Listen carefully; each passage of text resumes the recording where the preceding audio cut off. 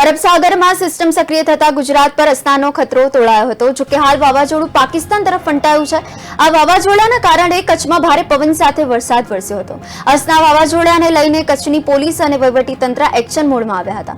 કચ્છના લખપત સહિતના દરિયાકાંઠાના વિસ્તારમાં ડિપ્રેશનના પગલે ભારે પવન અને વરસાદે તારાજી સર્જી હતી।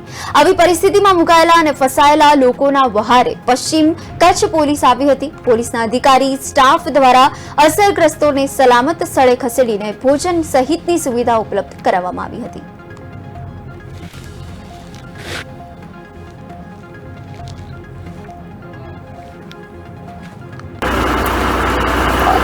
જે રીતની છેલ્લા 2-3 દિવસમાં કચ્છના અમુક અલગ ભાગોમાં અને ખાસ કરીને કોસ્ટલના ભાગમાં જે છે વરસાદ થયો છે, એમાં જે જગ્યાઓમાં જલભરાવની સ્થિતિ હતી ત્યાં તંત્ર દ્વારા અને જેટલી પણ એજન્સીઝ જે છે જોડાયેલી છે, NDRF, SDRF, local police, marine commando, એ બધી એજન્સીઝ જે છે સાથે મળીને જે છે લોકોને જ્યાં જ્યાં સ્થાનાંતરિત કરવાની ફરજ પડે છે ત્યાં સ્થાનાંતરિત પણ કર્યા છે।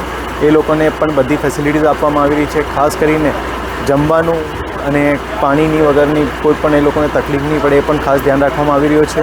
બધી જગ્યાએ જ્યાં જ્યાં જરૂરત પડે છે ત્યાં તંત્ર જે છે ઇમિડિયેટલી પહોંચવા